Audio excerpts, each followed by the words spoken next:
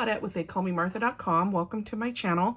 Today I'm going to show you how you can make this really cute little window or peekaboo card for any occasion, birthday, thank you, even a sympathy card. Depending on the paper that you choose to make your project, you can get a completely different look. The concept is very flexible. You can do different shapes for your window. You can use, as I said, different papers, all to come up with a different look, but I'm going to show you the general technique for how to make this card today. Okay, let's go ahead and get started. I'm going to review with you the basic supplies that you need to make this card. I'm starting with a card base for a 5x7 card, and if you're using a pre-made card base, that's fine. If you're using heavyweight cardstock, you want to trim it to 10 inches wide, or I'm sorry, 10 inches tall by 7 inches wide, and then we're going to score this in half at 5 inches for our card base. And then you want 2 sheets of coordinating paper for your card. One is going to be on the front, one's going to be on the inside. They're both exactly the same size, which is 4 3/4 by 6 3/4.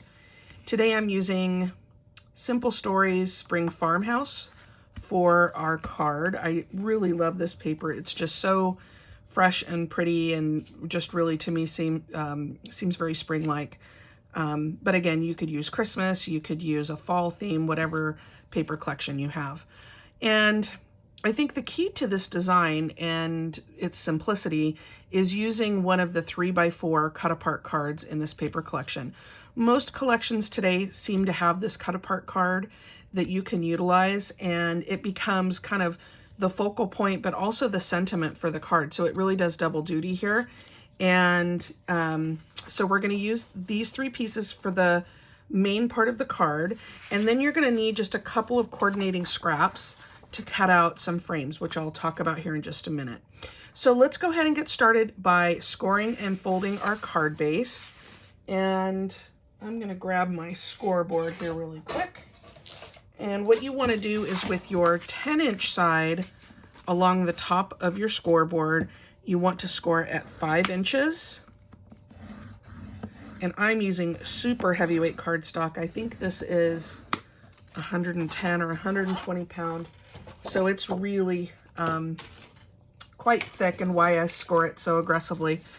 And then I'm going to use my bone folder to burnish my fold line, just to make sure that I have a nice crisp edge. I'm going to flip it over and do the same thing. Okay, so now we're going to take whatever paper you want for the front. I'm going to glue to the front of this card, and you're going to have an equal border all the way around when you glue it down. So I like to use wet glue. If you follow me at all, I'm sure you've heard me say this in every project I ever make, that I really like art glitter glue. It is hands down my favorite glue for paper crafting. And I like to use wet glue mostly because I like to be able to wiggle my paper around just a little bit so that I can get the borders just right. And so I've mounted the paper that I wanted on the front, and I'm going to do the same thing with the one on the inside.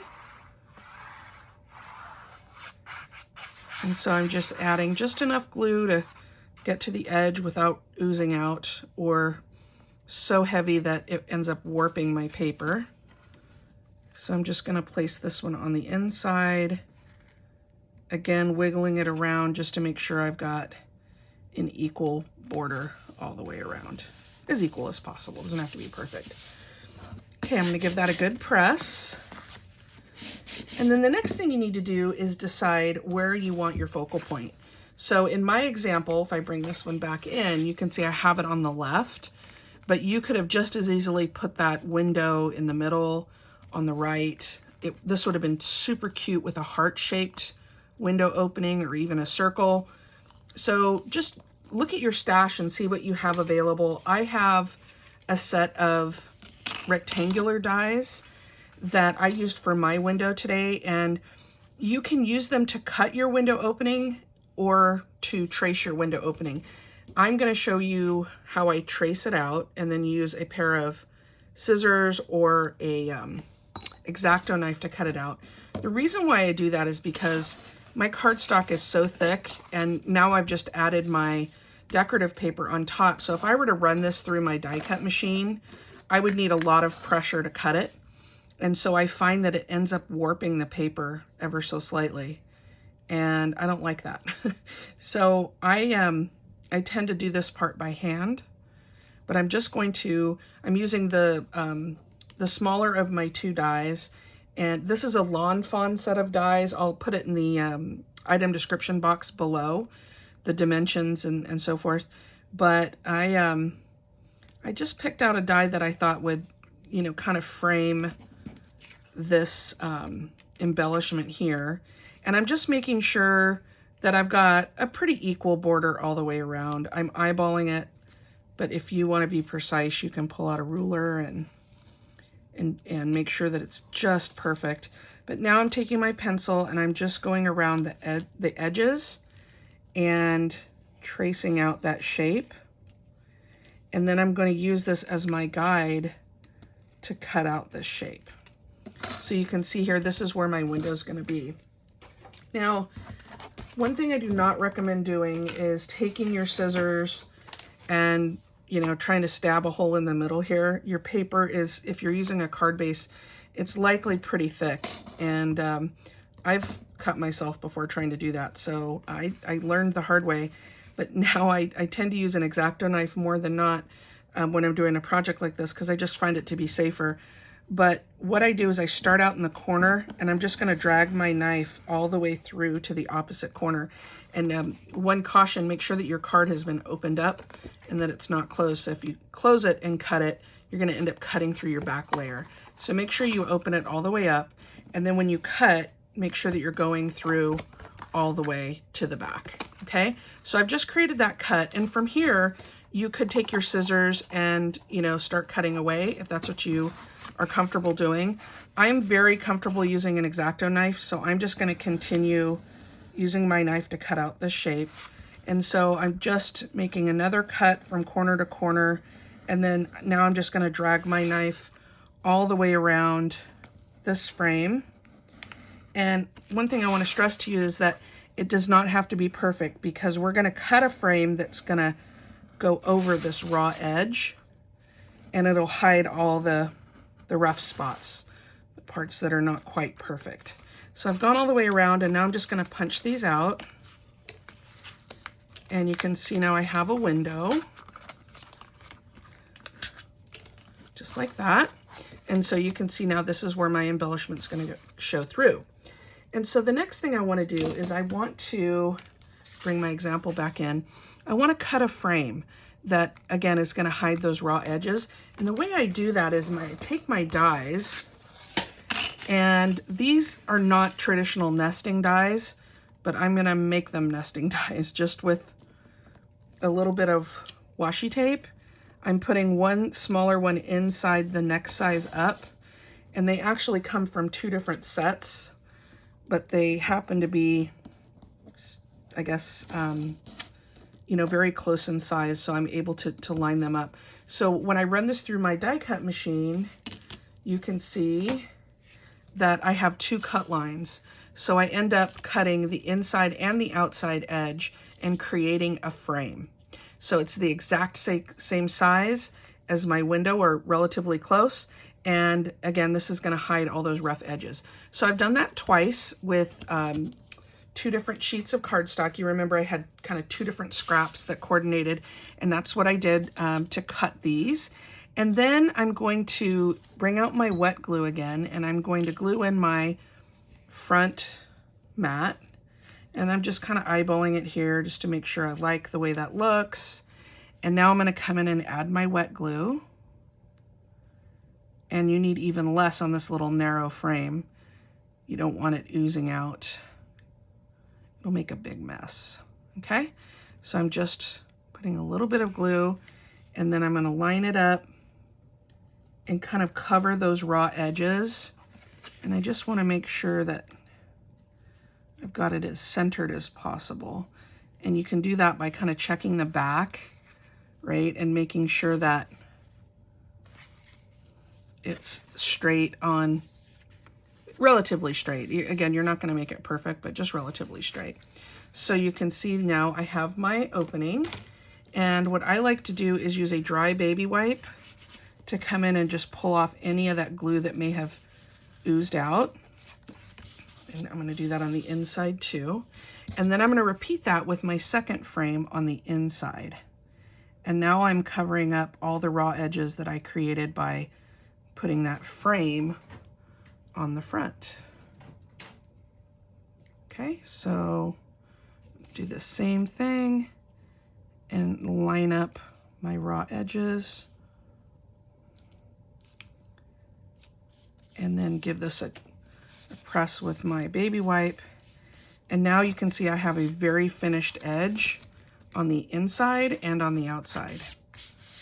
All right, so now I'm going to glue in my sentiment, and I just want to kind of visually line it up. No glue yet, right? Just trying to kind of eyeball and see where I like it. And that seems to be pretty even all the way around. So I'm just going to hold it with my fingers and then just make a little bit of a mark where that's going to line up on the corner here. So now I'm going to come in with my wet glue, just like I did the other pieces, and then glue my sentiment card back in. And you can either go slightly over those little pencil marks that you made or come in with an eraser. And I'm just going to line that up. And now you can see my sentiment shows through my window. And now you have a couple of kind of design decisions you want to do. You can leave it just like it is, or you can come in with some washi tape and add just kind of another decorative layer. And so what I'm going to do, I just pulled this out of my stash. I have no idea who makes it. I've probably had it for years and years, but the color matched. So that's what I'm going with today. And I'm just going to trim the edge so I have a nice straight edge. And then I noticed that I have kind of a little bit of white space top and bottom here. So I'm just going to add in a layer of washi tape along that white edge. And I'm just lining it up with the frame that's already on that sentiment card. And then I can trim it off. And I'm going to do that, I think, on the top and on the bottom. And you can see if I flip back over, you can see where it kind of fills in that white space a little bit, and then also gives it a little bit of interest. I did on my example, I did this all the way around because my window is bigger, and you can do it that way too. So if your window ends up being a little bit too big, you can use washi tape to kind of fill it in. This part's optional though, you don't need to do this step. And I'm just going to trim that edge just ever so slightly with my little scissors. And now I have completed the sentiment and the card, and then the only thing that's left on this card to do is to add my ribbon. And so I'm going to add a little piece of tulle, I think. I like the look of tulle, and I have tons and tons of it from projects I've done in the past, and I'm trying to find a way to use it, and I really do love the look of it. So I've been using it a lot lately in my cards. So I've just cut a piece, and I'm going to wrap it around the back of that front panel and through the window. And I'm just making sure that it's flat along the back.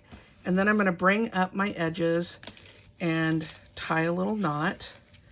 And then if you want to add an embellishment, like a charm, now would be the time to do it.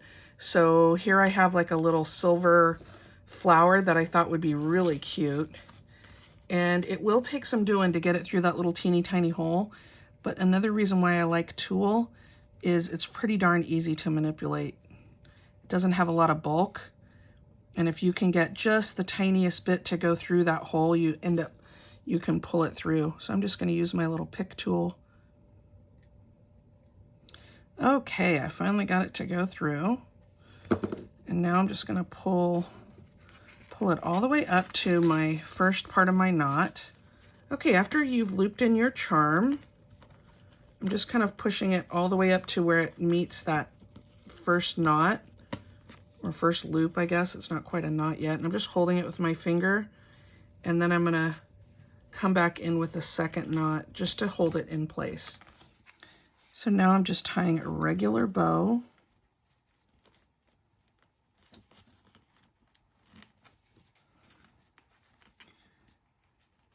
I'm just going to make sure it's good and tight. And then I can trim off my tails a little bit. And then if you want, you can kind of fluff out your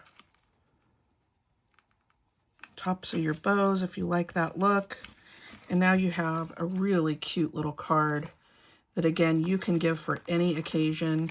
What I love is, depending on what you put in for your embellishment or sentiment area, can change the whole look and feel of this card.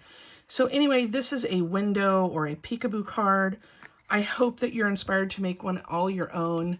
And if you love this project, I would love for you to leave me a comment. If you love my work and would like to follow me, please do subscribe. All right, thanks everybody. I hope you all have a wonderful day.